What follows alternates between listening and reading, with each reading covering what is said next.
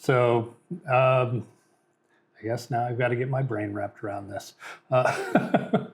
So Wow. that's awesome. Couldn't possibly.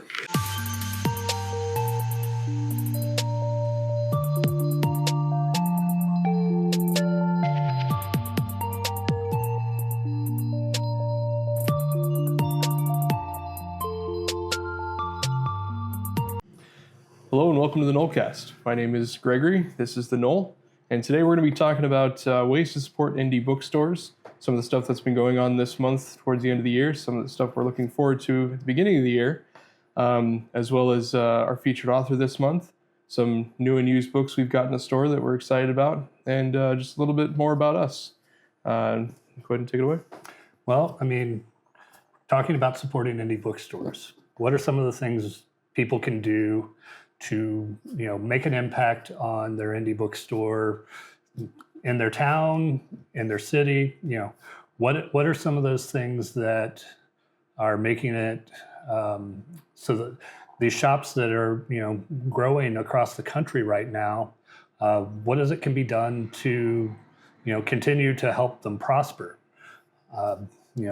Biggest thing right now, of course, is always, shop your indie bookstores. Stop in, see what they've got going. Majority of shops do have, an online presence as well.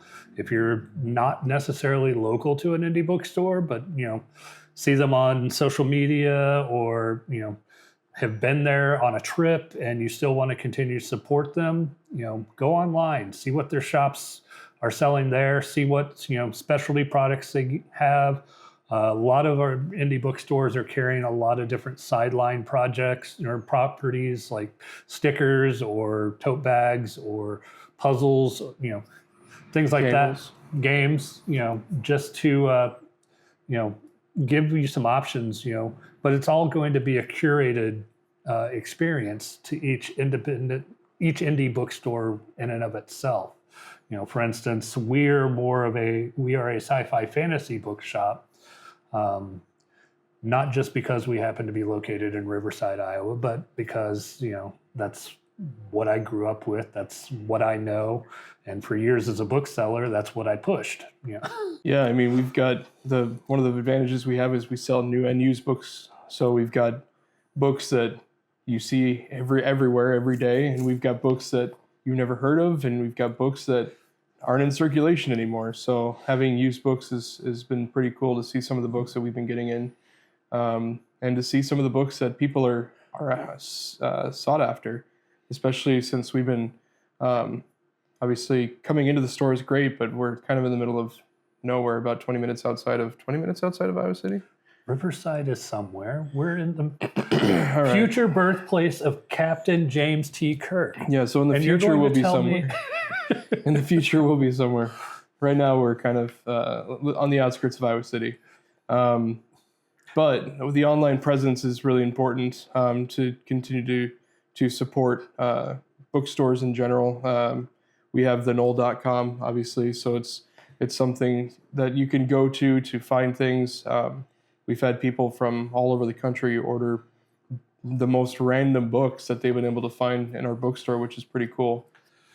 And, that's one of those things that to me makes our indie bookstore special is, the ability to find, things less traveled, But that being said, not everybody is going to be particularly in a niche, bookstore like ours, say, that's dedicated to fantasy or sci-fi, or, there's a number of romantasy bookstores that are romance bookstores that are going on.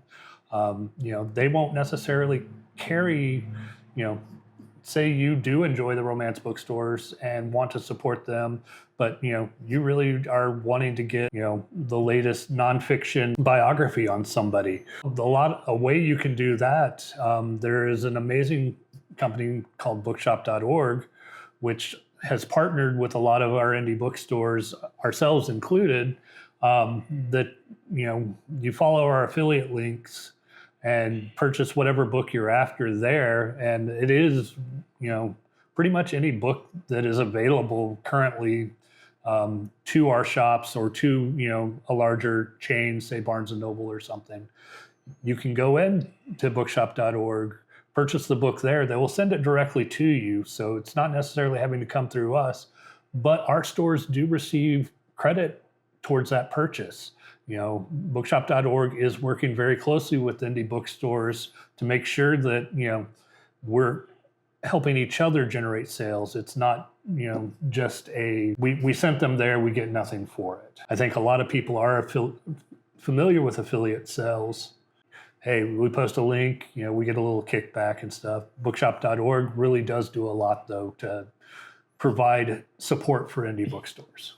Yeah, with the rise of social media, obviously clicking on links and all those posts is, it's an easy way to interact with people, as well as find the things that you want. If you're not focused specifically on sci-fi and fantasy, obviously supporting your local indie bookstore is important because it puts money back into the community. So even if it's not something that you're looking for specifically, and there's something that we have or that we don't have and that we won't typically carry, one, if you come in, we can get it for you.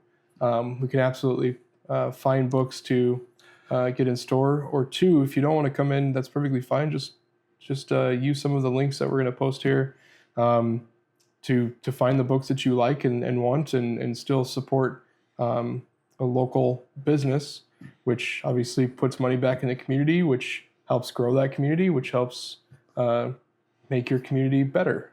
So, yeah, that's definitely true. And that is one thing I do try and let everyone know. We are a very small town. Last census was around just over 1,000 people. We have more surrounding community as well, but being a smaller town, not everyone is going to be interested in our niche of what we are selling. But to me, everyone should be reading. So we want to be able to support them if it's getting kids picture books, if it's getting the latest thrillers, getting the newest romance. Well, if it's romance, then we're going to try and probably send you up to some of our local shops that are closer by. But if you anything we can do to help support our community, that's why we're here. It's not just about, hey, we want to be able to sell books. We want to be able to support our communities too while we're at it. I know that's how I feel, and in talking with a lot of other indie bookstore owners, that is also their big push as well. It is not about, hey, we're going to get to be millionaires. Not a one of us got into this business because, we're looking to get rich. I don't think any of us want to be the next Amazon, but, that being said, we want to stay around and we want to support you and, help our community build, help our communities grow. Why we're doing this particular podcast is our second podcast is, education is the best way to get information out. I know there's a lot of people who are like, well, I don't have time for reading. I love the idea of books, but it's just, not in my schedule. But again, with that in mind, indie bookstores actually do have options available for you now that can make this a little bit easier.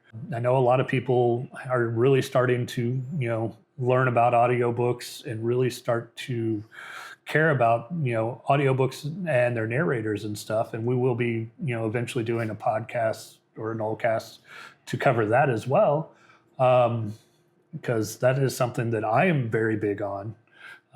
But I do want to, we as an indie bookstore actually have options for purchasing audiobooks thanks to another company similar to bookshop.org, which, partners with us. And that is called Libro FM. The benefit of Libro FM is there's a lot of indie and smaller authors that have been able to get their name out there or get audiobooks out there for them that they didn't have that opportunity with some of the larger ones, larger companies.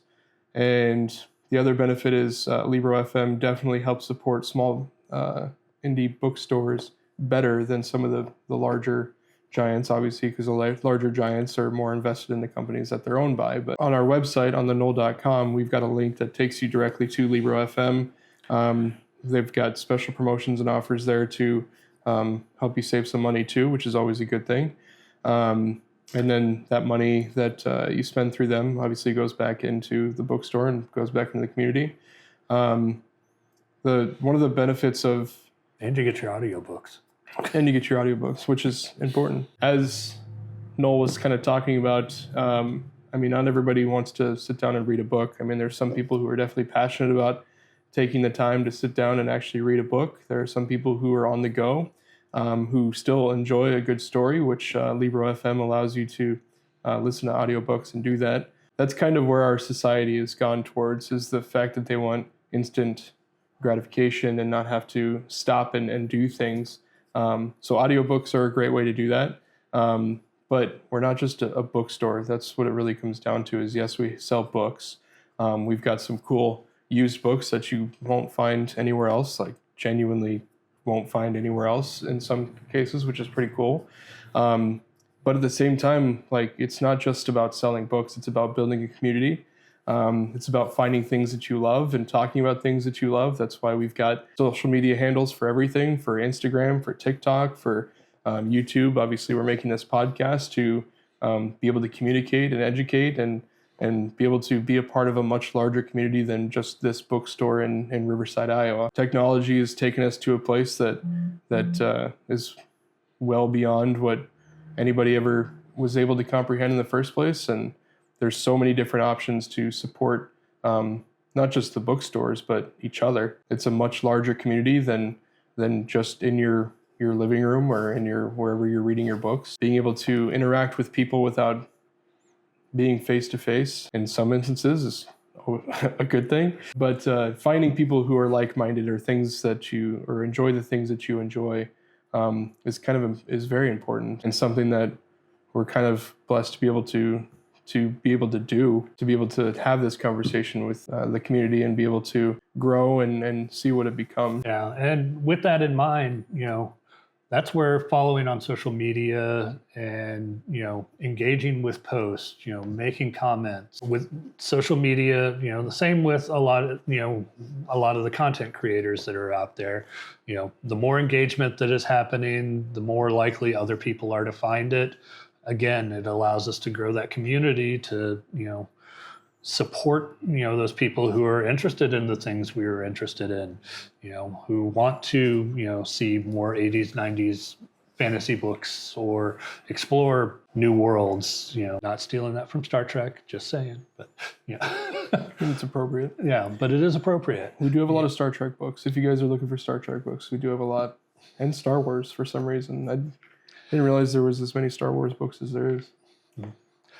We've got more coming even. So again, processing stuff all the time. So some weeks we're better about it than others. But the other thing that we're seeing a lot of is, people stopping in who aren't necessarily interested in our store, but go, this is a neat location. You guys have a great place going on here. This would be perfect for so-and-so. This would be perfect for my son, this is perfect for my cousin, or I've got a friend who needs to know about this. Word of mouth. Your word of mouth and positive experiences in our stores does so much, particularly locally. The more you can spread, and let people know about, I would love to say that, we're going to spend $10,000 in advertising. Right now, advertising is so hit or miss. You can do it online. You can do it on radio still theoretically. I don't know about you, but I'm always listening to an audiobook. So I never listen to the radio.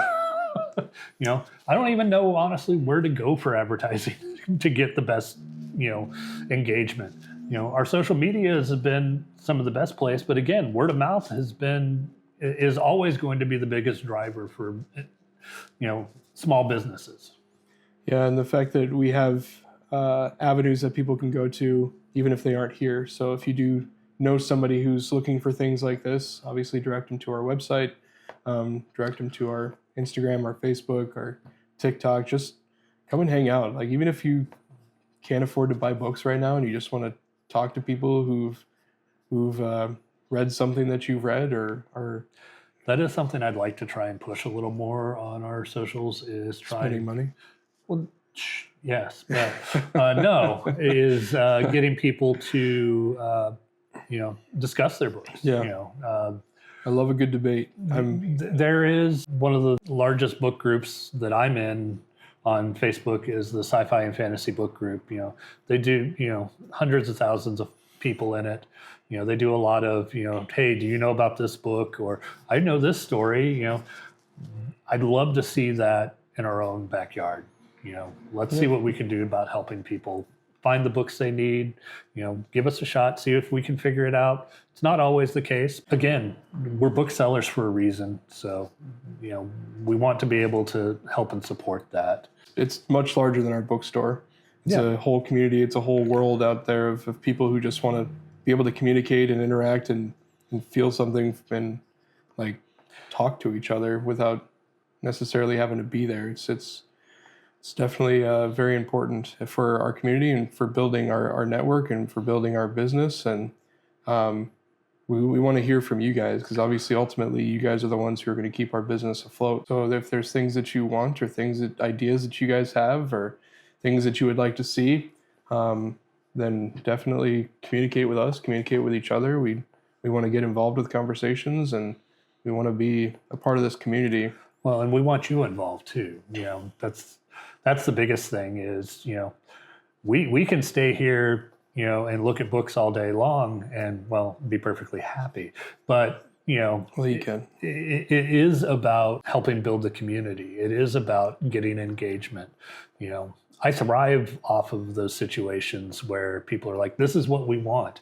Well, that's what I want to bring. That is definitely my personality. Even if it's not direct communication, there's definitely ways that you can, like reviews. Like if you do decide that you want to purchase books through us or set up a service with Libro, definitely want Google reviews, Apple reviews. Everyone looks at star ratings right now. Not just people, but the algorithms as well. The more engagement, the higher ratings, the more likely you are to see push from that. Kind of going back to the bookstores themselves. I mean, we're in a world where there's big corporations that have a lot more power than we do. But we also recognize that we're in a world where people don't like big corporations anymore. Well, not that they ever did, but unfortunately they got too big in the first place, but that's a whole nother conversation. But so being able to do things that help build that community of small businesses, that keeps the money in the community, that doesn't push money into an investment company that has no interest or care about what people are doing, that only care about them in terms of numbers and algorithms. But supporting small businesses is very important. It keeps our economy going. It keeps our communities growing. And it keeps people interacting with people. Because at this point, like there's companies like obviously B&N and even Target is in the book game for some reason. They like cozy books, and some of the books that we have on our shelves are selling too. But unfortunately, when you spend money in places like that you don't see any of that money. There's no returns on that investment. They don't care about people. They just want your money. I mean, in some instances, they're just... Target, yes, I'll agree with. There's, definitely, with the way they're discounting books, that's very much a loss leader for them. They're not really making a lot of money on those books. But, they're trying to take from others. Barnes & Noble, I will say, even though I'm angry with them right now, they're, they've always done exclusives, getting a short story or, doing something special for a book, which is great. I'm all, that's, if that's what they need to do, that's what they need to do. But they're, right now they're doing something that particularly is going to, hurt small business indie bookstores. And it's probably the book I'm looking forward to most out of 2026, which is He Who Fights with Monsters is getting an exclusive release through Barnes & Noble. 2 months before we'll even be able to sell it. So Barnes & Noble will not only have A, an exclusive story with it, but B, gets it 2 months before we do. And, that's aggravating. 2 month head start on sales, while great for, Sherloon and, his publishing company, man, I want to be able to push that. I'm the one who is passionate about that book and really want to be selling it. So, it is aggravating at times that, because we are an indie bookstore, that, we're going to get treated unfairly. Yeah, we definitely come from a disadvantage. We don't have direct communication with some of these publishing companies. We don't have direct access to a lot of money and being able to come up with huge capital dollars to be able to create these exclusivity deals, which is, it is what it is. It's, but again, and it is not, there are times where, there are certain certain indie bookstores that, have a large following with an author and stuff, and have the ability, they're the only ones taking the shot on the author. And sometimes they'll end up with large pre-orders and stuff. But again, pre-ordering, when a bookstore, when an indie bookstore has that available for you, one, guarantees, that you're going to get the book. Two, it allows us to help, with what we're ordering. A lot of times we're out here guessing, well, what does my community want in terms of this book that's coming out?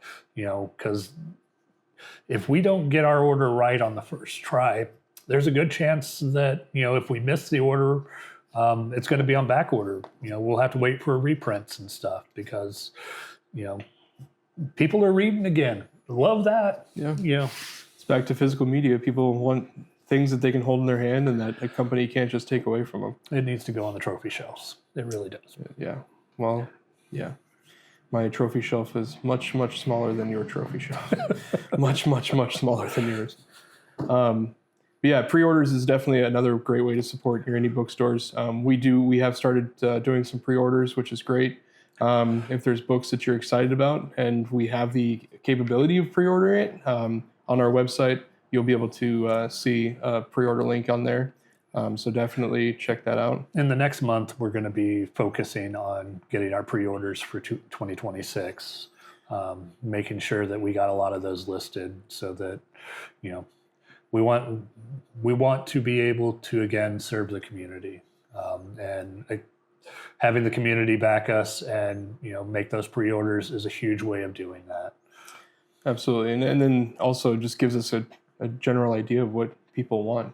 Because if we shot in the dark, like he talked about, where we're buying 5-10 books of books that may not even sell or people don't necessarily want, but if we've got pre-orders and we know specifically these are what people are looking forward to.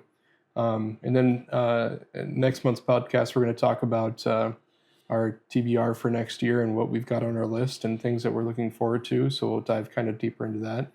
But yeah, pre-orders is definitely another great way to support indie bookstores, and everything that we've been talking about. The other thing that kind of we want to focus on too, we talked about this a little bit before, but if you yourself are an indie book author, a writer, or and you want an avenue to get your name out there and communicate with people, we'd love to have you. One of the things that we definitely wanted to focus on being here as an indie bookstore is supporting indie authors and small authors who don't have the backing of a massive corporation. It's a win-win for both of us. Obviously, we have the ability to support you, and you have the ability to get your name and use us as a platform to communicate with the community. Obviously, there's a lot of things that you're going to be doing yourself to do that, especially if you haven't signed with a publication company, but we definitely want to be another avenue for you guys to be able to support yourselves and support us and support your readers. And for that, it helps with us growing our social media and footprint as well. It's important that we want to be able to interact with those creators and stuff, make sure everything stays positive, and that we can spread interest in your books or your content.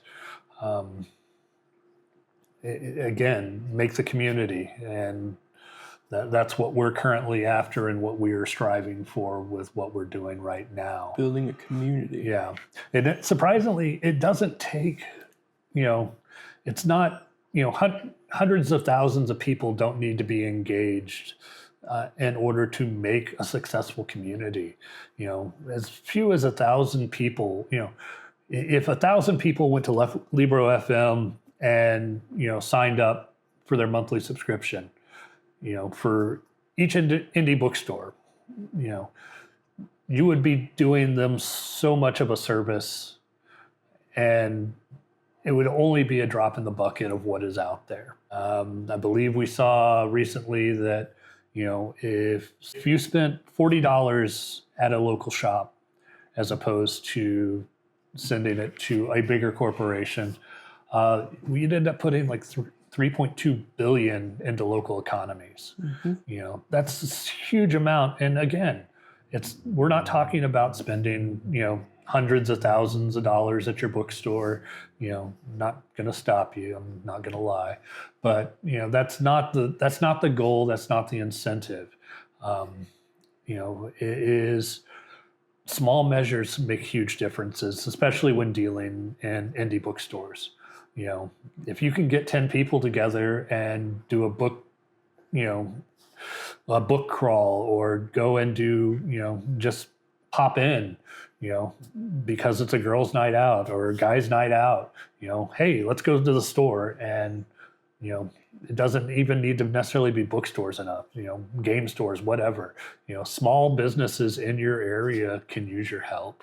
Hopefully that is what we are managing to impart on you today, and, provide that education on what we are after.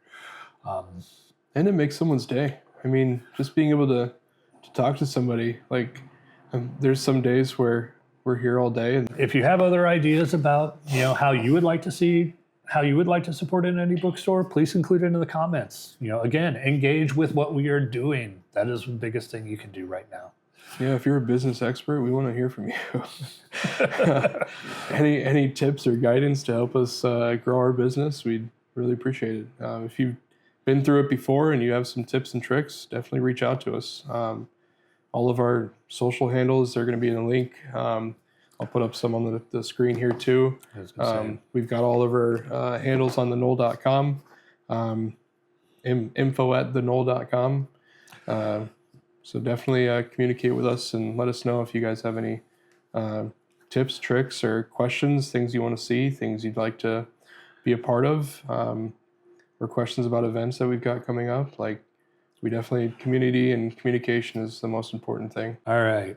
So with that in mind, how about some of the books that are of interest to us this month? On the Gnoll.com, every month we do an author showcase. This month is Brandon Sanderson. He has a new book that just came out this week, which is a collection of short stories. But he's got several different series. So Mistborn, there's The Reckoners, if you're into, young adult sci-fi.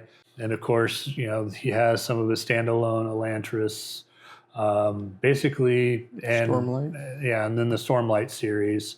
A lot of his stuff, though, is interconnected in the Cosmere. So it is an actual universe that has universal laws. If you read all of his books, you're going to be able to, there are characters you can follow through multiple different things, very similar to Stephen King in that regard, in terms of there's a reason for all the stories, be it his short stories, be it his novels, be it his bookends. We actually we do have past authors that we are showcasing, and we are trying to make sure that we're showcasing a new author each month. Ideally, we're trying to make it somebody who is putting something new out in that month, so there's something else to talk about or something new to look forward to. And luckily, books come out quite often. So they do, especially from larger authors like a Brandon Sanderson, where he's putting out books seemingly every 3 to 6 months. He's got a secret project he's working on right now that's coming out in March, I believe. Well, we're at least going to be seeing, I think we're going to be seeing similar to what he did with Kickstarter on Backer Kit, is my understanding.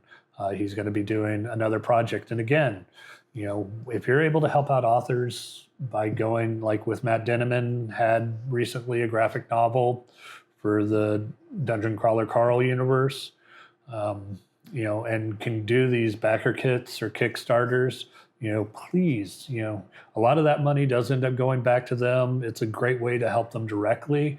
In time, those books and properties will get into our stores, and for those of you who aren't able to back or don't realize they're happening, we'll try and be sure and carry those books for you and make sure it's something you can get. We can get books. If we don't have them here, we can get them. If there's books that you want that we don't have, we can definitely get them as long as they're available. Now, stuff does go out of print, and that does become a bit of an issue. But yeah, sometimes we get lucky. We do some traveling, we attend conventions and stuff. So there's times where we may be able to locate books that aren't necessarily easily to be found. So if you're looking for something in particular that could be a little bit rare or a little bit unusual, we are trying to start doing a little bit more with first printings. And a friend of ours was able to help us out with this, happened to find a first printing of The Forever War by Joe Haldeman. And Joe is very special to us in this area, having gone to the University of Iowa and been one of the founding members for a local science fiction convention that's been going on for 50 years, almost 50 years. This next year will be its 50th year. Yeah. And he happened to be at this last year's event called Icon. And unfortunately, this book just came into our possession. Otherwise, it would be signed right now too. So we actually do have some of Joe's stuff that is signed in the store. This is one of the masters of early sci-fi. It is considered a classic for a reason. We're lucky enough to get this. But again, we are looking for a lot of first printing materials for those people that are, interested in collection, want to have a monetary value to them. First printing is the best way to do that. Hopefully sometime in 2026, we are going to be doing a discussion about value of books as well. That's one of my planned ones. We'll put it down on the list, see where it falls in line. First printing, Forever War. Science fiction. Science fiction. Speaking of science fiction, I enjoy fantasy. I grew up on fantasy, but as I've gotten older, I've definitely geared my taste towards science fiction. What's actually interesting is for most of my life, I actually wasn't into sci-fi and fantasy at all, to be honest. Or didn't know that I was. I was into the John Grishams, the Brad Meltzers, the fiction, the suspense thrillers, the lawyer novels. Yep. The Book of Fate, one of my favorite books by Brad Meltzer. Then I started diving more into the sci-fi world, and started realizing that I like things that mess with my brain because my brain is broken. So. Brain trip is your way to go. That is for sure. Yeah, I definitely. So one of the books that I want to talk about is by Cixin Liu, The Three-Body Problem. It's a phenomenal book, phenomenal series. Puts you in the driver's seat of your own fears. I think that's the best way to explain it, in my opinion, because it creates a terror and a monster that exists only in your mind. Like it's a real threat, but you don't know what it is. You don't know what it looks like. You don't know where it is. You don't know what it's capable of. And it's well, once you start dealing in interdimensional, your brain can't comprehend what it is. It hurts. Yeah. I will say, it is a good story. Fantastic. It's a great story. I think it's actually relevant today too, just because there's a lot of disagreements that this kind of tackles a little bit. Like there's a group of people who are very happy that this alien race is coming to take over the world, and then there's a group of people who don't want this alien race to come take over the world, and just the conflict that it creates within our own world before the alien race even gets here is pretty great. But I like the idea that the alien race could be as scary as you want it to be. I mean, we don't know what we don't know, and that's what this book is about. And being able to... That is always, to me, the most scary things is when left to your own devices, you know, your own mind is always going to make it worse than, you know, a potential reality would be. Yeah, absolutely. That being said, I mean, some of the things the alien race does to the people of Earth before they even get there is just pretty crazy. Yeah. But a lot of that has to do with that a group of people who are for they're called trisolars is what the alien race is called, who are for them. So they basically create this cult-like group of fanatics who are excited, and they do things for the alien race to the people of Earth, and it's a pretty crazy adventure for sure. Good times were had by all. Yeah. Another one that's actually on my TBR, I haven't read it yet, that we just got in. It's by an author named Quantum is his name. This is a very shiny book. It's QNTM is his author name. But yeah, we just got it in a couple weeks ago. It is actually written a couple of years back. I think just after COVID, I think he wrote it. A very short story version, and then he made it into a full novel. But wasn't it only like 6 pages or something? Not even that long? No, yeah, it was pretty short. Yeah.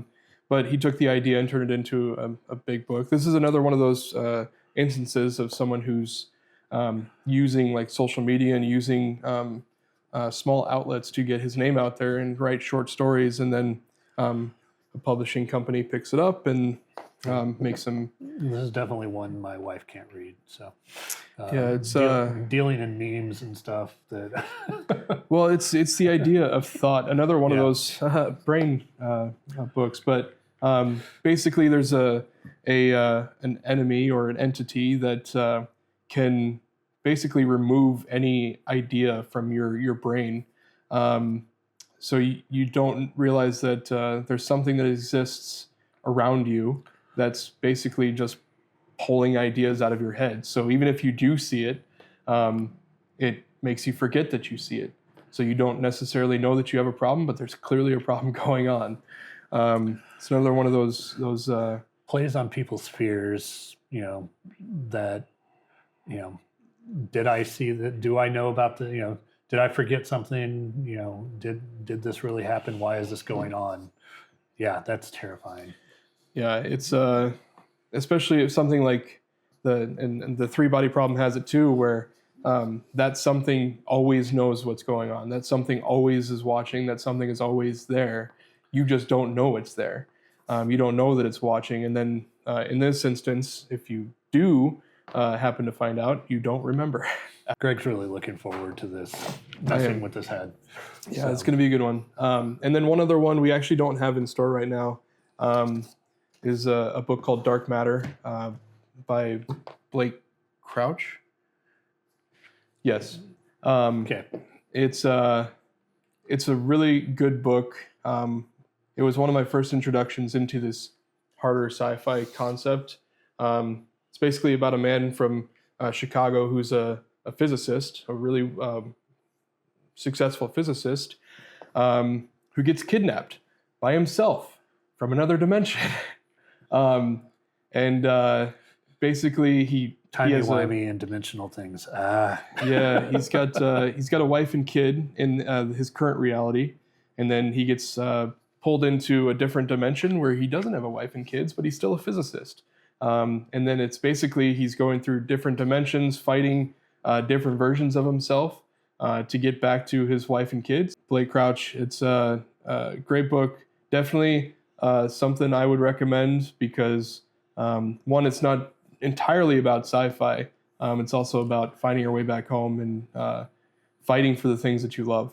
And obviously, in his instance, he's trying to fight and get back to his wife and kids. So it's a great book. Last and not least, we were looking to really talk about, we've got our audiobook group, the Book and Hook, which meets at a local restaurant here in Riverside. We do dinner. A lot of times people are bringing projects, be it work, be it crochet or knitting, crafts. At the time we're, going through an audiobook, and we should be finishing by the end of January with this. This is an amazing read. As a small business owner, it's a lot of fun to see, what can be done with, great characters in a fantasy setting that, are really doing mundane chores. It is about opening a coffee shop to start this, books off with, and the troubles of finding signage, deciding what things are going to cost. I definitely get a lot of feels from it in terms of that. It is very much something that as a small business owner I get, and it is just some of the best characters that you're going to find in fantasy right now. Highly recommend. But if you get an opportunity or in the area, we are meeting generally every 2 weeks. We do keep it posted on our social medias, website. There is going to be a small break between Christmas and New Year's, so we'll be starting again at the beginning of January. We will be finishing up this, but the audiobook group is something that we'll be continuing throughout the year every 2 weeks. Moving forward, our next Gnollcast, I believe we're looking to do a 2025 wrap-up, as well as discussing, what we're looking forward to in 2026, what things are going to be most interesting to us, some of our favorite books from 2025. Yeah, there's a lot of books that are coming out this next year. There's a lot of books that we're adding to our TBR. There is no Memetics division is one of those for me, but we've got some cool things coming this next year. Our showcase author next month is going to be it's going to be fun too. We've got a lot of stuff in January coming up, or the January podcast that we want to talk about. So again, our social links are all in the description. They'll be posted throughout the video as well. We definitely want you guys to follow us, comment, and subscribe. Oh gosh, so we're those people. I mean, it is what it is. Like it is. We're building a community. That's the whole point of this. That is true. Obviously, making money is crucial to keeping the business afloat. But the whole reason we do this is so that we can build a life that we want to have, building relationships and building a community and talking to other people who are like-minded, who want to talk about the things that we want to talk about, or debate. I mean, debate's fun too. I said that earlier. I like debate. We'll see. Thank you for joining us. We look forward to seeing you in January, or not seeing you as the case actually were, but Facebook, Instagram, TikTok, YouTube. Let us know, Google. What are the 2025 books you were most interested in this year? You can post here, you can wait till the next month, but let us know, what caught your interest, what is it you're looking forward to, and what have you done to support indie bookstores? Thank you for joining us in Riverside, Iowa. We hope you guys have a great holiday. Reading is where the trek begins. That's why we're doing this. Sure. I don't know. I'm spitballing right now. All right. You're going to have all kinds of fun editing this monstrosity. We'll see you guys next month. All right. We're done.